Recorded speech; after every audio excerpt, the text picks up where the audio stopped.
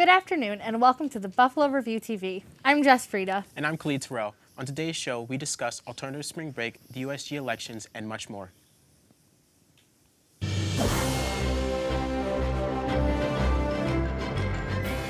Now, from the campus of SUNY Buffalo State, news and information for Buffalo and the surrounding communities, it's the Buffalo Review TV, produced by Stripes Media. The African American Student Organization is holding a children's book drive. All donations can be placed in marked bins in the Campbell Student Union. The book drive ends on March 31st at the AASO is also hosting a roller skating party March 31st at Kitty Skateland at 33 East Ferry Street from 8 to 11 p.m. The Office of Equity and Campus Diversity is holding a Diversity Dialogue speaker series. The annual three-part series will be held in the Campbell Student Union Social Hall on April 12th at 6 p.m. The Birchfield Penny Art Center is hosting several new exhibits that will be running until early to midsummer. Reporter Megan Michelle has more on the story. Charles Carey Rumsey was one of the most influential artists in the Western New York area. His artwork is being shown at the Birchfield Penny Art Center at this time. Charles Carey Rumsey died tragically in an automobile accident in 1922. Had he lived longer, his name might very well be among those best remembered for his classical figure and animal sculptures. The Birchfield Penny Art Center has one of the largest collections of his sculptures and studies, as well as artifacts and archives and materials that provides insight into his career. The exhibition illustrates different aspects of Rumsey's life as an artist, World War I soldier, athlete, and descendant of two of the most influential families in Buffalo. Like Rumsey in real life, Gatsby in the novel was a captain in the U.S. Cavalier who was on the front in France during World War I. Charles Rumsey's success in the Gatsby era exhibition will be displayed in the Birchfield Art Center until June 25, 2017. Charles Rumsey's work is really appealing to see to the eye to compare the Gatsby era in the early 1900s to today's generation. With a major in fashion, it's really neat to see the difference in the aspects between the two. It is a beautiful exhibition that I really enjoyed and that I know many of my colleagues are touched by too. The Birchfield Penny gallery hours are Tuesday, Wednesday, Friday, and Saturday, 10 a.m. to 5 p.m., Thursday, 10 a.m. to 9 p.m., and Sunday, 1 p.m. to 5 p.m. For all rates, you can visit birchfieldpenny.org. I'm Megan Michelle reporting live from the Buffalo Review TV. On May 9th, Buffalo State College will be holding an event called Story Night, exploring events through story building. This gives students a chance to discuss issues such as police brutality. This event is free for Buffalo State students to attend. Buffalo State's Student Life Office will be hosting men's and women's leadership conferences. Both conferences are focused on developing leadership skills and teaching students how to apply their experience as well as education to their career goals. The Women's Leadership Conference is called Be Bold, will be on March 31st from 1 to 5 p.m. in the Campbell Student Union Social Hall. The Men's Leadership Conference, called Be Limitless, will be held on April 7th, 1 to 5 p.m. in the Technology Building. For more information and to pre-register, you can visit the Student Life's website at studentlife.buffalostate.edu. 2 university senate positions need to be filled, and there will be a call for nominations. The candidate statements can be found on the College Senate website for more information. The nominations for these positions began on Monday, March 27th, and will run until Friday, April 7th at 5 p.m. The elections for these positions will begin on Monday, April 17th at noon, and will end on Friday, April 28th.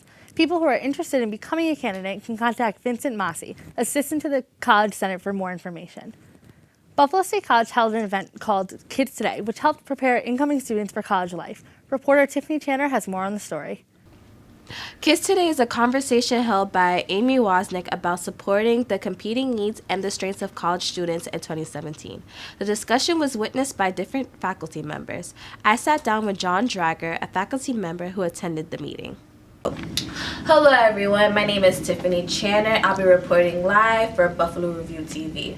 Today we will be interviewing Amy Wozniak and John Drager as they will be a part of the meeting called Kids Today. So today you presented for Kids Today. At Buffalo State TV Review, we would like to know what was the basis, Sure. summary of it. Sure. So one of the reasons I was presenting on Students Today is so that our faculty can understand some demographic trends of our students coming in, what backgrounds they're coming in with, what skills are coming in with, what challenges they might be facing, so that we can offer the programming and services and curricular interventions necessary to adequately serve students. Thank you. Do you feel as though this conversation meeting was very beneficial and feel that more faculty should come out for part 2? Sure. I mean, I think faculty, we do lots of these sessions, and so different faculty come at different times, and the folks that are here, they may well talk to other folks, and so spread the word so around. they spread the word, and I often like to say that even if you have 10 people here, and each of those 10 have 100 students that they meet and they interact with, you've already reached 1,000 students. So one day we've reached 1,000 students, right? That's correct. And if each one of those talks to one other person, and each one of them has 1,000, I mean, you get the idea, right? Yeah. I mean, and this is just one of many sessions. And so in that sense, what I like to have every faculty member here and talk, sure, but folks are teaching classes, and that's not realistic, and lots of responsibilities. So the more we can encourage these kinds of conversations, the better. And so I thought Amy was an excellent example of that. Okay, thank you so much All right, thank you for for your time. representing today on Buffalo State TV Review. For the past 17 years, Buffalo State students, faculty, and staff have come together for the celebration of Life Memorial Service. The spiritual celebration honors the lives of deceased students through music, poetry, readings, and the lighting of candles. The name of each deceased individual will be read aloud, followed by the ringing of a bell. This year's celebration will be on April 27th from 3 to 4 p.m. in the Campbell Student Union Assembly Hall. The Fashion Students Association week of events will come to a close on Sunday, April 2nd with Avant Garde, the spring and summer fashion show. This event will be held in the Campbell Student Union Social Hall at 6 p.m. Tickets are available for purchase at the box office in Rockwell Hall. Coming up, our very own Kai Blake Lewis will be getting us the inside scoop on alternative spring break. We'll be right back. 3, 2, 1, cue on, take camera 2. You're watching the Buffalo Review TV, produced by Stripes Media. You can find out more about our show at our website, thebuffaloreview.wordpress.com, and we welcome your feedback. If you have a question, comment, or story idea, you can email us at thebuffaloreview@gmail.com.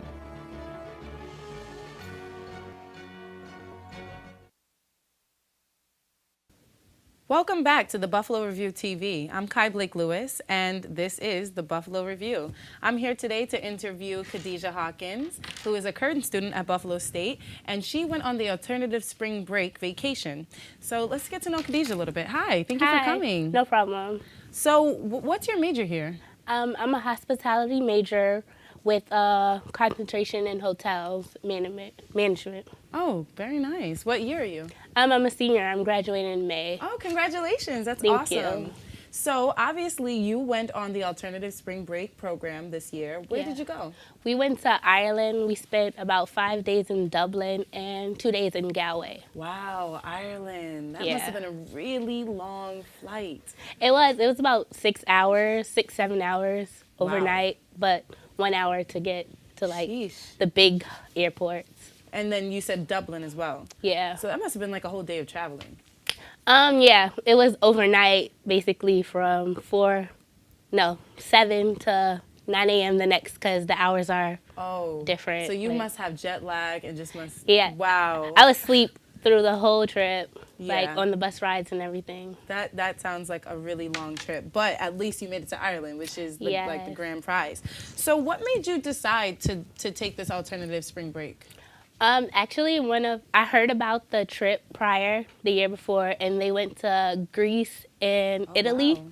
and I was sad because I actually missed the trip. So I was like, I definitely have to go on this one because I'm graduating, so I won't get to go on any other trips. Right. With the school. So it was kind of like your last shot, and it happened. Well, congratulations, because you got on the trip, and it sounds like you guys had so much fun. We did. What did you guys do? Did they have plans for you? Did they have like workshops or planned destinations for you to? So we had an itinerary. So at the beginning of the day, from about 9 a.m. to say about 12. We would go and do like the tourist things, like go to Cliffs of Moher or the Rope Bridge and like visit St. Patrick's Cathedral. Oh, wow. And then throughout the rest of the day, we got to do whatever we want unless they had a free meal. Then we would eat there, and then we got to hang out and have fun and explore Ireland for ourselves. Oh, wait, did you say free meal? Yeah. Oh, so they provided you with food, because that was my next question. Like, what did you guys do about food, water, you know, the essentials? Not every day. Every morning, there was free continental breakfast at the hotel, at every hotel we stayed at. And for dinner, there were 3 main dinners that they paid for. But otherwise, you were on your own. Like, you had to find your own way to eat.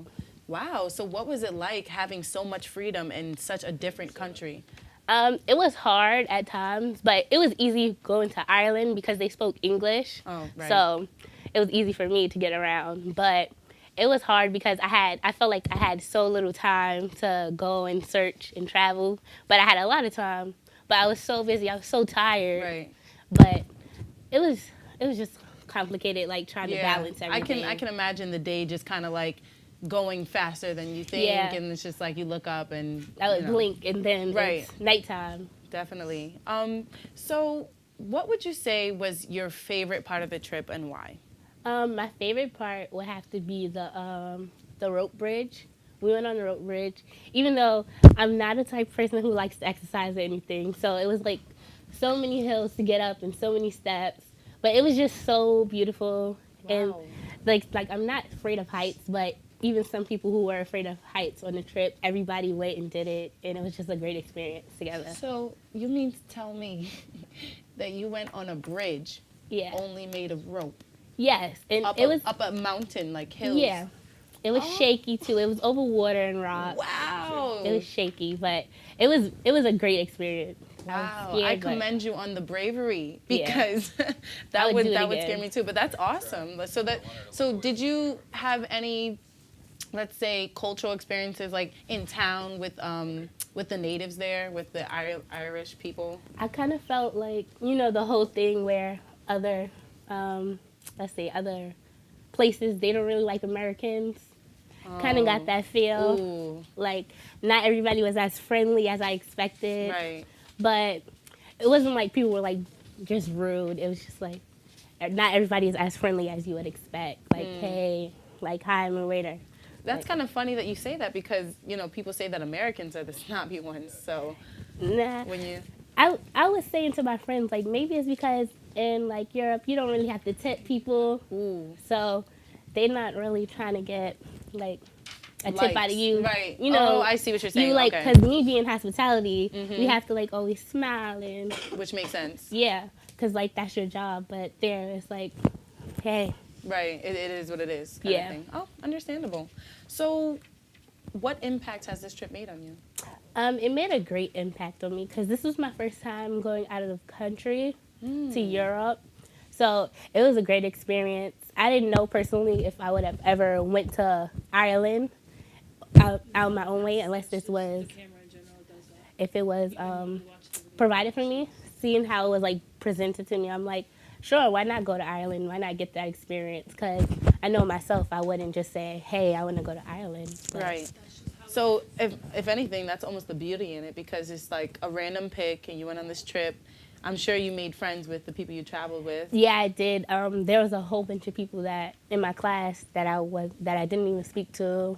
And then after the trip, we like talked and snaps, even though we've been home for like a week. Wow, that's awesome. And I even became friends with some of the other schools that were on the trip too. Oh, so what other schools accompanied you guys? I think University of Arkansas and Fulton, Montgomery, and Albany. Oh, wow. So that's like a really diverse group. Yeah. So that actually brings me on to my next question. Do you think that you made friends that you can see yourself continuing that friendship with, like outside of Ireland, back in the U.S.? Yeah, like we all are in the same major from our school. So some people I would see in class, but we had nothing in common, so it would not be a reason to talk. But now that we have like this bond, we all went to Ireland together, so it's like, if anything, that's always the conversation starter. Right. So, okay, like remember that time in Dublin? I can only imagine. That sounds like a really, really awesome time. So for other students who may not be able to pay out of pocket, do you know of any opportunities for them to go on the trip, or like how does that work out? So when I first heard about the trip, the reason I applied was because there was a scholarship. Oh. Because I couldn't just pay out of my pocket fully. So, but the thing was, I found out about the scholarship later, is that you like apply and you pay for the trip, like however you need to pay with your cash, credit, and then at the end you'll get the money back so you can pay off, like if you took out any credit cards, like to pay for the trip and stuff like that. So there are scholarships. Got it. Ways to So pay. you pretty much made it work for you. And, Yeah. But there are opportunities for other students, like at Buffalo State, who may want to go to get scholarships or financial aid to help them. Yeah. There's That's ways good. that you can fill out forms to do scholarships. You can use regular scholarships to pay for this trip. Gotcha. Oh, that's awesome. So there's really a plethora of opportunities for people to attend the trip. Yeah. Great. So I guess let me just ask you one more thing. Would you go back, and if not to Ireland, would you do the trip again somewhere else? I would go back because they're going to Spain next year, so I'm jealous. Ooh. But I'm graduating. But even if you graduate, you can still go back on the trip with them. You just have to come back to Buffalo and pay. You actually get, I think, $100 off. Oh, wow. So That's good to know. they want people to come back. But yeah, I would go back. Awesome. Well, thank you. It looks like that's all the time we have, but I really appreciate you coming out to speak with us on Buffalo Review, Khadijah. Well, thank you Kai for having Blake me. Lewis. Thank you. 3, 2, 1, cue 'em, take camera 2. You're watching the Buffalo Review TV, produced by Stripes Media. You can find out more about our show at our website, thebuffaloreview.wordpress.com, and we welcome your feedback. If you have a question, comment, or story idea, you can email us at thebuffaloreview@gmail.com.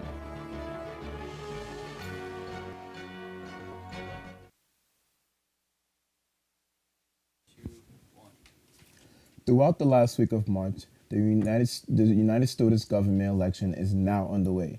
Now it's time to meet the candidates for the elections. We are here with Brianna Alford. She is a junior wood and furniture major and a candidate for College Council, College Senate, and Senator. Thank you for being here, Brianna. Thank you for having me. All right. So, how do you currently feel about this year's elections? This year's elections are going really well. They're very female-driven in terms of the USGE Yes, board. I can There's see. like no men running right now, but I think it's time for ladies to take charge and see what they can do for USG. Okay, all right. I can see that too, actually, just being around in elections and things like that. So with you being a candidate for USG elections, what else are you involved on campus? I am a sophisticated sister of Omega Phi Chi Multicultural Sorority Incorporated. I am a resident assistant in Cassidy Hall. I am a team member for the Bengal Experience and Transition Team. For those who don't know, the new name is just orientation. I am also a student ambassador on campus. I am a USG senator, and I am also the Springfest chair. Right, so how do you deal with all these obligations and priorities as you being a student here at Buffalo State? I make sure I organize my time. I literally have a calendar for every class. I have a planner that has every day of the month scheduled. I have to plan each day out hour by hour, study by study. I literally have every hour planned of every day. Okay, all right. And so with all these clubs or organizations that's on campus, we do have opinions about a lot of things that needs to be going on during the organization and clubs. So what are the issues that needs to be addressed during the USG elections? One issue that I think a lot of people don't realize is a lot of people haven't realized that the mandatory vote and voting for Nightberg is on the back of the ballot. A lot of people don't even know there's a back of the ballot. So I think, informing students and informing people that there is a back and, we want to vote mandatory in order to have student organizations to continue like ASO, PASO, Craig, Pride, all those great organizations, to continue Springfest and all these things because students don't realize what the mandatory activity fee pays for, and they don't realize that if they vote voluntary, then we can't have great organizations and great events like this. Oh, wow. I didn't even know that, so thank you for telling me that. And so now that we are underway for the USG election, so what are your expectations? For the elections Yes. in total, very quick and easy process. We always find out like a couple hours after. voting ends. So voting ends today at 3:30, and we always find out a couple hours after how who got what and what happened. So I'm really expecting a fast, easy process. You know, everybody to have good input, and we pretty much. There's a lot of the positions only one person's running for. Only AVP for campus affairs and college council have more than one person going for that. So we pretty much know how next year's going to look already, you know. But to see the reactions of those positions that do have multiple people running. Okay, so with you being a candidate for college council and college senator, how are you running your campaign? I'm just running my campaign, you know, a good, fair, easy campaign. I have a lot of friends that are doing word of mouth for me, you know, helping me promote.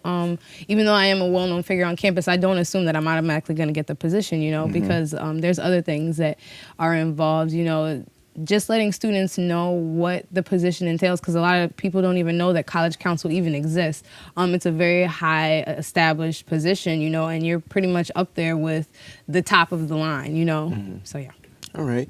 And so since you're a USG member, so explain your experience just from the first day you came as USG member until now you're being a candidate on the USG elections. I've been a senator for 2 years now. Next year will be my third.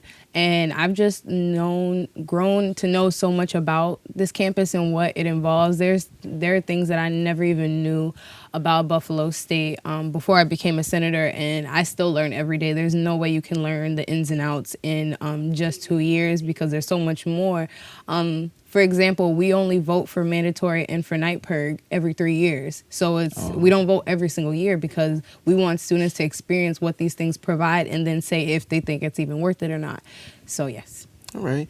And so how was last year's election different from this year since you've already been in, you know, USG for a certain amount of years? I definitely would say there was a lot more competition. You know, I don't think any of the positions from what I remember had just one person going, you know what I mean? Besides, I believe academic affairs. But other than that, it's just there was a lot going on. Nobody knew what was going to happen. We were all just waiting, eager to see what was going to happen, you know. And I think this year we pretty much know how it's going to go. So all our focus has been on voting mandatory and having students make sure they vote for that specifically. Okay. And as you being a candidate for college council and college senator, how you think that the students will benefit you? Benefit me? Yes, benefit you. I believe that the students will benefit me based off of information that's going on around campus, issues that they have, because college council is made up of 9 people that are elected by the governor of the state. So none of those other 9 people are students. So the student can benefit me by telling me these are our issues and this is what we want you to bring up. Because it's the college council position pretty much entails they know everything before everybody else knows everything. Okay. And is there any way that staff or faculty members can be benefited from this election? If so, then you can explain how. I definitely think they can benefit from this election because at the end of the day, these students represent them too. When it comes to like the business staff, the e-board, the EVP for USG, they kind of are not their bosses, but they help benefit them as well, you know. It's a give and take type of position because a lot of these positions on campus do have advisors and other faculty members in charge of those. So it looks good on their resume for one, and they can give and take for those students as well. Okay. And what advice do you have for the remaining candidates that are in the USG elections? You know, just take deep breaths, you know, don't assume that everything's going to go one way. If you are running by yourself, don't just assume you're going to win because nobody could vote for you at the same time, you know what I mean? So just make sure that you stay confident but stay humble and always run a fair campaign, you know? So, yeah. All right. Now, since, you know, you explained how you advise for other candidates, how are you feeling right now as you being in elections? I'm more so eager. The college council position isn't promised. Even if I do win the votes for the student election, I'm not promised it because the way it works is an undergraduate can get it or a graduate student can get it. And the Graduate Student Association has their own separate elections. So even if I do win through the USG elections, I could not get the position at all. So that's just something I've always been eager about because I ran for this position last year as well, but I didn't get it because the grad assistant won.